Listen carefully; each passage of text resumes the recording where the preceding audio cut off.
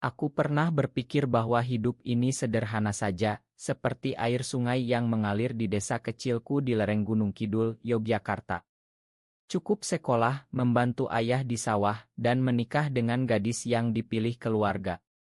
Tapi semuanya berubah pada hari itu saat aku terjebak di gua jomblang bersama Rea, cowok yang paling kubenci sejak SMA, si alpa sombong yang selalu menang dalam segalanya.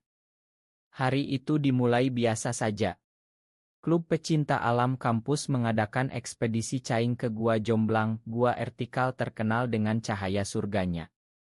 Aku, Ardi, mahasiswa teknik tahun ketiga, ikut karena ingin membuktikan diri bukan penakut. Rea, si ketua klub, anak orang kaya dari Jakarta yang pindah ke Jogja, selalu memandangku rendah. Lo lagi, Di. Jangan sampai lo bikin tim repot, katanya pagi itu di Basecamp, suaranya dingin tapi mata coklatnya seperti menantang. Aku membencinya. Sejak pertama ketemu di ospek, dia selalu jadi pusat perhatian, tinggi, berotot, wajah tajam seperti aktor sinetron. Sementara aku, biasa saja, kulit sawo matang khas anak desa, badan kurus karena sering kerja keras. Tapi entah kenapa setiap dia dekat, dada ini berdegup aneh. Aku tolak perasaan itu mati-matian. Di Indonesia ini, apalagi di keluargaku yang religius, cowok suka cowok itu dosa besar, tabu yang bisa bikin dikucilkan. Ekspedisi berjalan lancar awalnya. Kami turun dengan tali rappelling ke dasar gua, genep puluh meter vertikal yang bikin adrenalin memuncak. Cahaya dari atas menyusup seperti sinar Tuhan, menerangi hutan kecil di dalam gua. Semua kagum. Tapi saat eksplorasi lebih dalam, menuju lorong samping yang jarang dikunjungi, tanah longsor kecil terjadi. Batu-batu runtuh memisahkan kami berdua dari rombongan. Ardi. Lo di mana? Teriak Rea dari balik tumpukan batu. Aku panik. Gelap mulai menyelimuti, hanya senter headlamp yang menyala. Di sini, A. Kita terjebak. Kami berusaha dorong batu bersama, tapi sia-sia.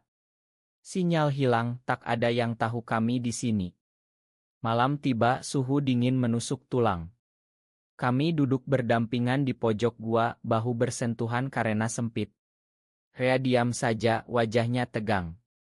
Aku mencoba buat obrolan. Lo takut ya, Alpa? Dia tertawa kecil, suara dalamnya bergema. Takut? Gue lebih takut lo yang nangis duluan. Tapi sebenarnya aku yang takut. Bukan karena gua, tapi karena kedekatan ini. Bau sabunnya campur keringat, hangat tubuhnya di sampingku. Aku ingat saat di kampus, diam-diam kulihat dia latihan basket, otot lengannya bergerak. Aku benci diri sendiri karena itu. Malam semakin larut. Kami bagi-bagi cerita untuk hilangkan dingin. Rea cerita tentang ayahnya yang keras, tekanan jadi anak sempurna. Gue harus selalu menang, Di. Kalau enggak, gue bukan apa-apa. Suaranya pelan, vulnerable untuk pertama kali.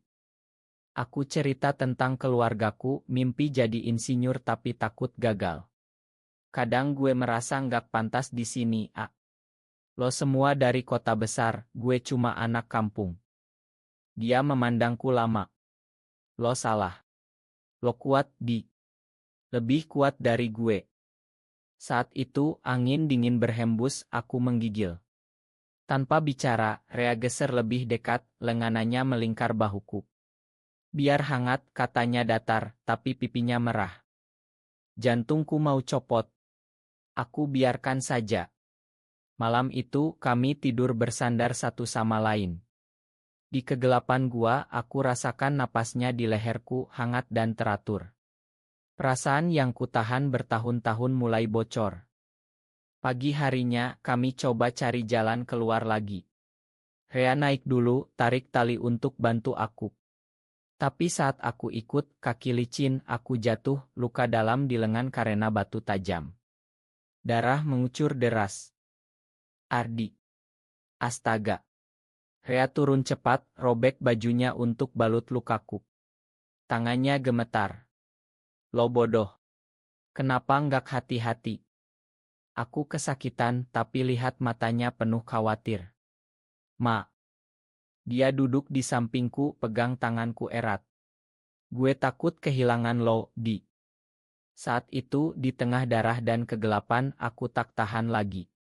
Aku tarik dia dekat, bibir kami bertemu. Ciuman pertama kasar karena panik tapi penuh rasa yang lama tertahan. Dia balas tangannya di punggungku seperti tak mau lepas. Tapi saat kami tarik napas, wajahnya berubah. Ini salah lo, katanya dingin. Lo yang godain gue dari dulu. Pandangan lo, kedekatan lo. Lo bikin gue begini. Aku terkejut. Gue. Gue nggak gay, Di. Ini karena lo. Dia bangun tinggalkan aku sendirian dengan luka berdarah. Di gua yang sunyi, aku rasakan sakit lebih dari isik. Penolakan itu menusuk dalam. Hari kedua terjebak, suasana semakin tegang. Luka di lenganku masih berdarah pelan, meski Rea sudah balut rapat dengan kain dari tasnya. Kami hemat makanan, hanya biskuit dan air botol yang tersisa. Gua jomblang yang biasanya indah dengan cahaya surga, kini terasa seperti penjara basah dan dingin. Rea menghindari tatapanku sejak ciuman itu. Dia sibuk cari celah keluar, memanjat dinding gua dengan tali yang ada. Gue harus nemuin jalan, katanya tanpa menoleh. Aku duduk di pojok, pegang lengan yang nyeri. Kita bicara dulu. Dia berhenti, punggungnya tegang. Bicara apa? Lo yang mulai semuanya. Aku tarik napas dalam. Gue nggak sengaja godain lo. Gue juga bingung. Dari dulu setiap lo deket gue rasain yang aneh. Tapi gue takut, Di sini di Indonesia, keluarga gue masyarakat. Kita bisa diapa-apain kalau ketahuan. Dia akhirnya balik badan, mata marah tapi ada sedih di dalamnya. Gue juga takut, Di. Gue Alpa, gue harus kuat, harus normal. Ayah gue bakal bunuh gue kalau tahu. Tapi lo bikin gue ragu. Kami diam lama. Akhirnya dia duduk jauh dariku. Cerita lagi tentang masa kecilnya di Jakarta, teman-temannya yang selalu ejek kalau terlalu deket cowok. Gue belajar nutup diri, Di. Jadi dingin biar nggak ada yang curiga. Aku cerita tentang desaku, bagaimana tetangga gosip kalau ada yang beda. Gue pernah suka sama temen tapi gue kubur dalam-dalam. Sampai lo muncul. Malam itu hujan deras di atas, air menetes dari langit-langit gua. Kami basah kuyup. Rea geser dekat lagi biar nggak kedinginan. Kami pelukan hanya untuk hangat, katanya. Tapi tangannya gemetar di punggungku. Aku rasakan detak jantungnya cepat. Gue nggak nyalahin lo.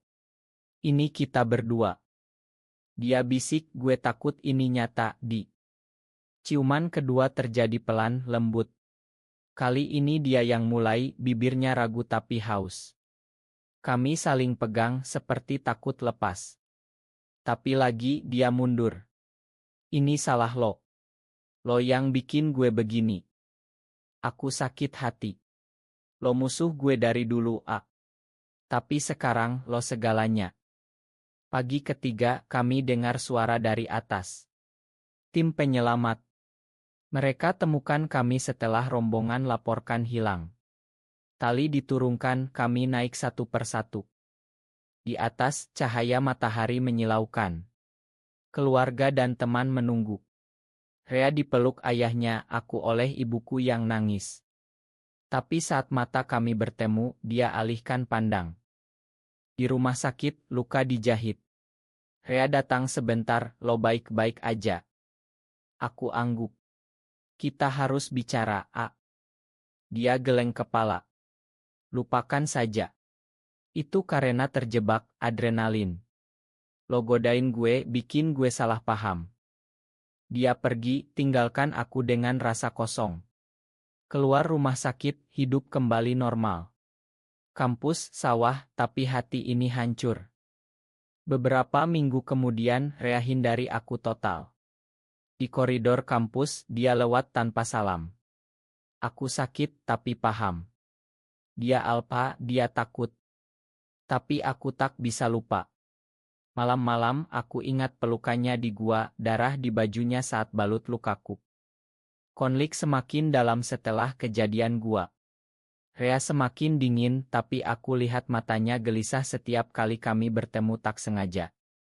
Di kampus, rumor mulai beredar, kami terjebak berdua, ada yang bilang lihat Rea keluar dengan baju berdarah. Suatu hari, di kantin, teman klub tanya langsung.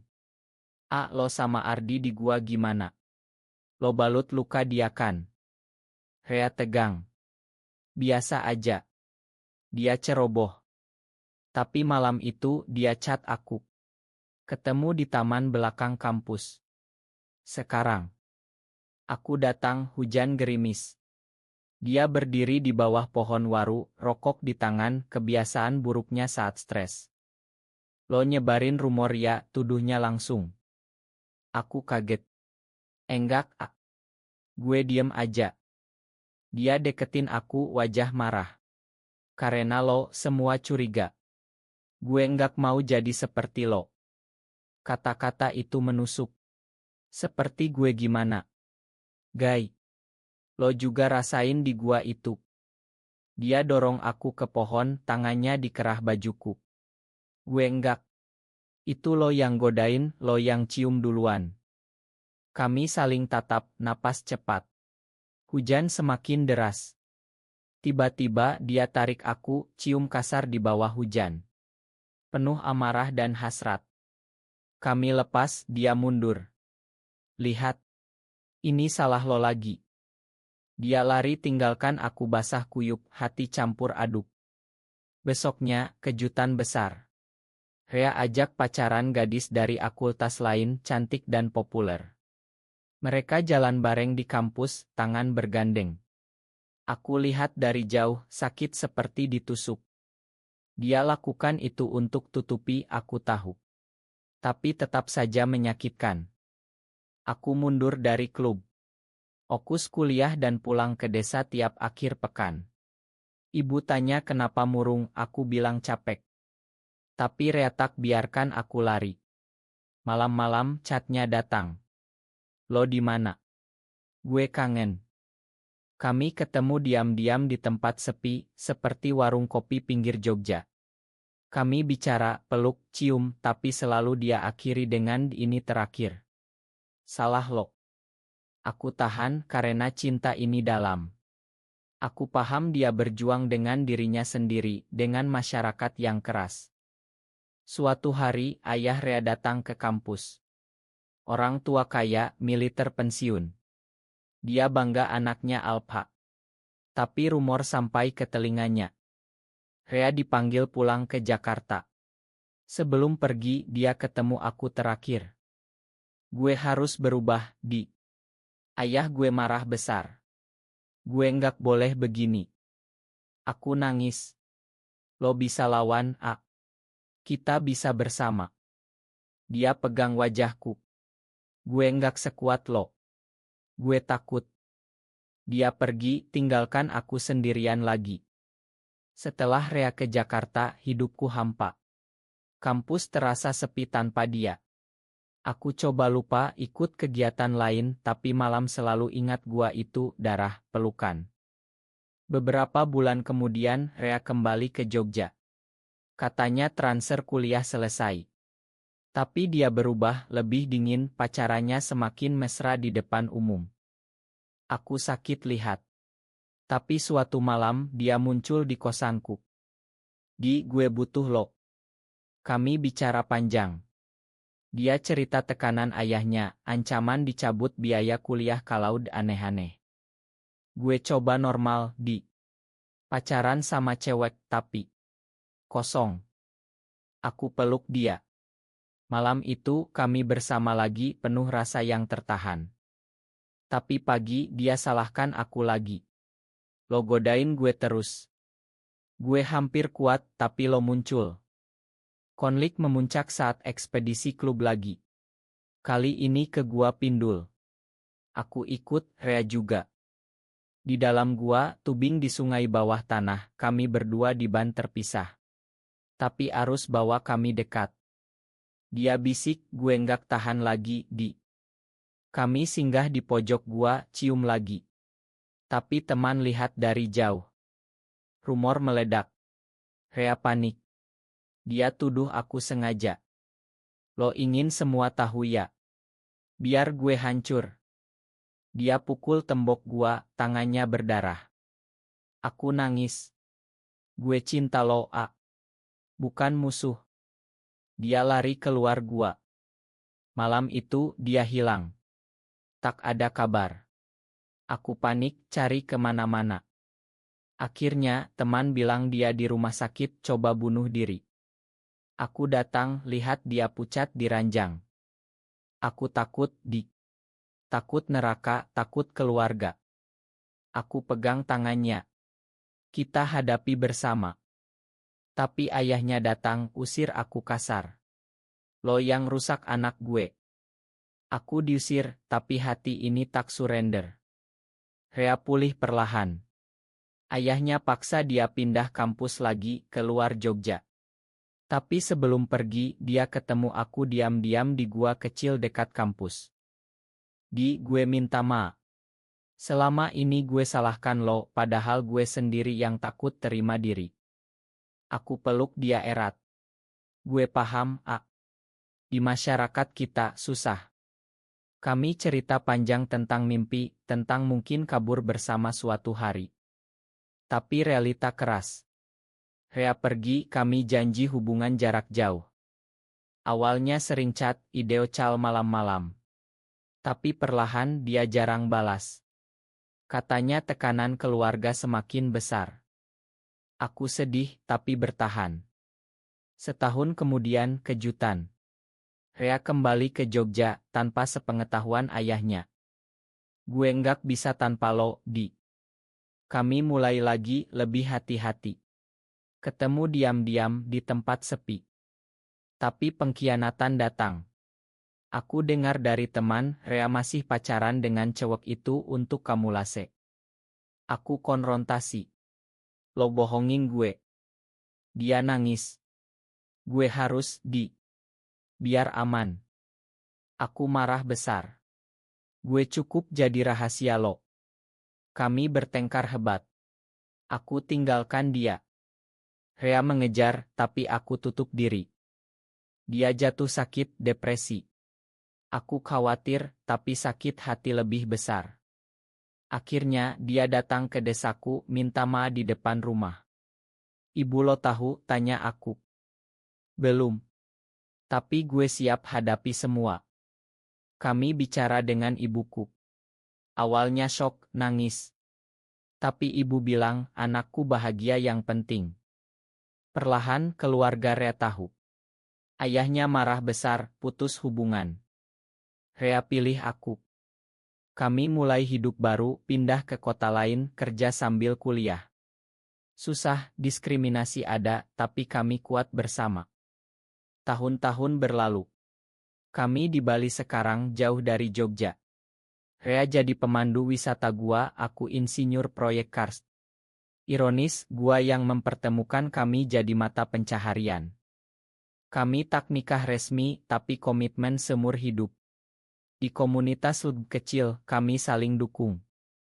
Rea sering bilang dulu gue salahkan lo, padahal lo yang selamatkan gue dari diri sendiri. Aku tersenyum. Kita sama-sama berdarah di gua itu, A. Tapi darah itu bikin kita hidup. Kami kembali ke gua jomblang suatu hari, berdua saja. Turun lagi, lihat cahaya surga. Di dasar, kami pelukan. Ini awal kita, katanya. Aku angguk. Dan akhir yang bahagia. Di Indonesia yang masih keras, kami pilih cinta. Bukan mudah, tapi worth it. Kami jadi inspirasi bagi yang lain, cerita kami dibagi di forum rahasia. Bahwa cinta sesama bisa bertahan, asal saling ma dan kuat. Rea yang dulu alpa sombong, kini lembut hanya untukku. Aku yang dulu takut, kini bangga. Di gua itu kami pernah berdarah dan saling salah. Tapi cinta menyembuhkan semuanya. Akhirnya, kami bahagia. Personalia, manusiawi, di tengah dunia yang belum sepenuhnya terima.